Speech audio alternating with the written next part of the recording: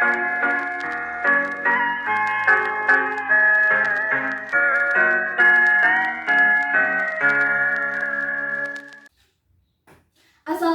warahmatullahi wabarakatuh. Perkenalkan, nama saya Helmiati. Saya dari kelas 10 AKL 4 SMK Negeri 2 Palangkaraya. Di sini saya akan menceritakan sebuah cerita rakyat dari daerah Kalimantan Tengah yang berjudul Pulau Hanaut dan Pulau Lepeh. Dahulu, di suatu tempat di tepi Sungai Mentaya, memerintahlah seorang raja bernama Lumuh Peang. Raja yang sudah tua itu beranak seorang putri bernama Lumuh Lenggana dan yang bungsu seorang putra bernama Lumuh Sumpit. Pada suatu hari, ketika putri dan putranya sudah menginjak dewasa, raja tua itu memanggil keduanya untuk bercakap-cakap. Putrinya duduk di sebelah kiri dan putranya duduk di sebelah kanan ayahnya. Keduanya memperhatikan sungguh-sungguh apa yang dibicarakan oleh ayahnya. "Anak-anakku yang kucintai," demikian raja tua itu memulai pembicaraan. "Kalian berdua kini sudah dewasa. Sebagai orang dewasa, saya anggap kalian sudah siap dan bahkan sudah matang untuk ikut bertanggung jawab, mendukung dan meneruskan pemerintahan negara. Sebagai orang dewasa, kalian harus menjunjung tinggi martabat kerajaan dan istana. Sejak turun-temurun, istana ini mempunyai rahasia yang tak boleh diketahui oleh orang lain.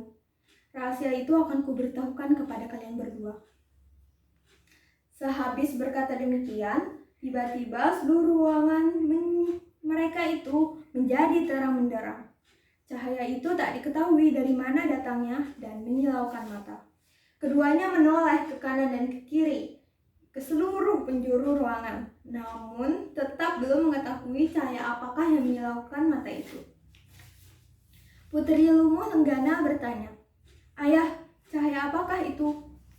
"Inilah yang hendak kukatakan kepada kalian berdua." Sambil memperbaiki duduknya, raja membuka lagi tutup peti yang terletak di bawah tempat duduknya. Lalu tampaklah di dalam peti itu sebuah batu berkilauan cahayanya. Rupanya batu itulah tadi yang memancarkan cahaya sehingga mereka merasa silau. Batu itu tak lain dan tak bukan adalah sebuah intan yang besarnya seperti tombol pisang. Kedua putra-putri itu terpukau mengaguminya. "Ayah," kata Lumuh Lenggana, "dari manakah diperoleh intan sebesar ini?" Kemudian Lumuh Sumpit menambahkan, "Berapakah harganya kalau dijual?" "Anak-anakku, benda ini bukan didapat atau dibeli oleh ayah. Benda ini adalah benda pusaka, peninggalan kakekmu, Raja Lumuh Pasir. Benda ini adalah pemberian seekor ular besar yang besarnya tiga pemeluk kepala kakekmu. Menurut amanat kakekmu, benda ini tidak boleh dijual atau dipindah tangankan dan harus dipelihara secara turun-menurun sebagai lambang kejayaan kerajaan kita. Karena itulah kamu berdua wajib melindungi dan memeliharanya." Setelah Raja Lumuh Peang meninggal dunia, ia diganti oleh putri mahkota Lumuh Lenggana sebagai ratu, sedangkan adiknya menjadi pembantu raja.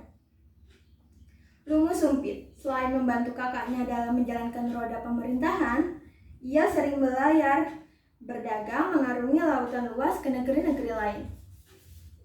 Tetapi rupanya ia memang tak berbakat untuk berdagang. Ia selalu saja rugi. Setiap berangkat, kapalnya penuh berisi barang, namun ketika pulang, kapalnya kosong. Harta kekayaan kerajaan semakin merosot. Banyak yang terjual, bahkan ada pula yang tergadai untuk menutupi kerugian dan menambah modal berdagang. Akhirnya semua habis.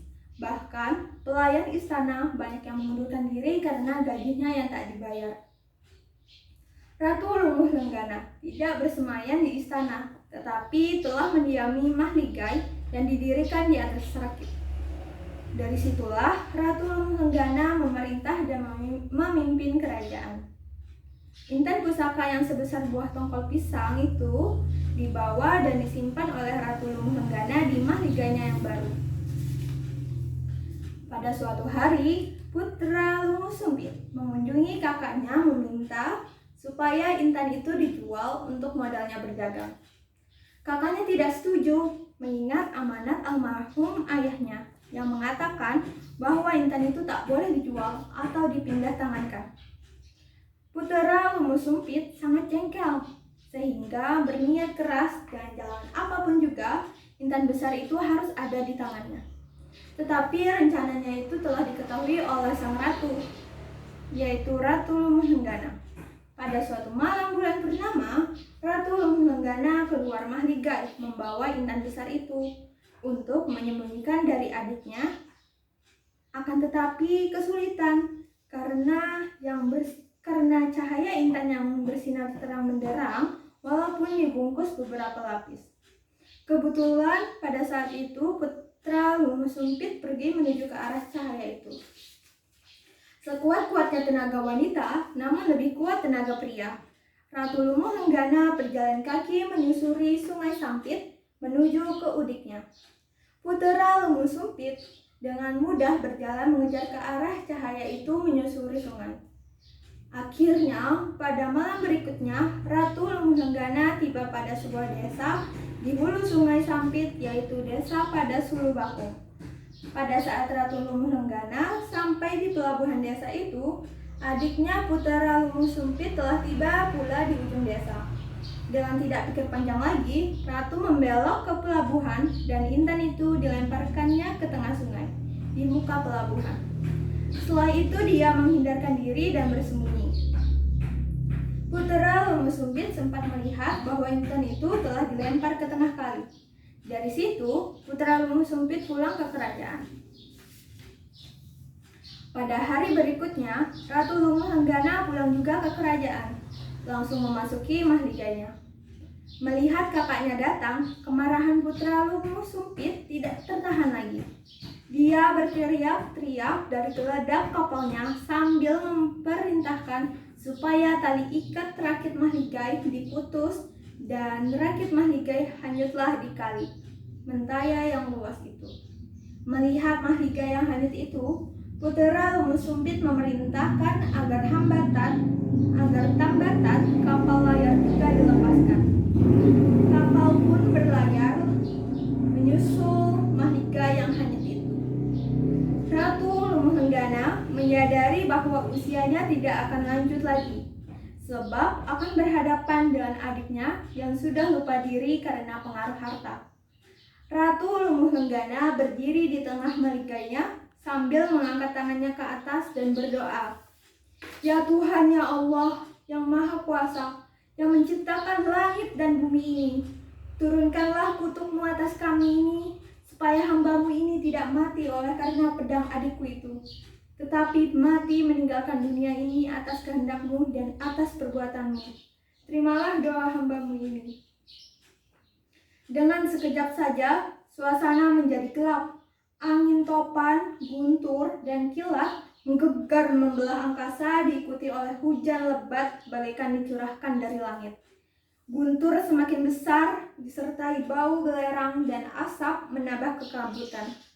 Akhirnya, mahligai dan kapal layar itu pecah berkeping-keping dan tenggelam di tengah-tengah Kali Mentaya. Itulah yang sekarang dikenal oleh masyarakat di sepanjang Kali Mentaya, yaitu Pulau Lepah di sebelah hilir dan Pulau Hanaut di sebelah hulu.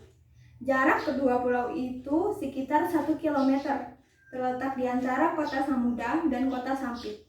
Pulau Lepah adalah bekas mahligai Ratu Lumuhenggana dan Pulau Hanuat adalah bekas kapal Putra Lumu Sumpit.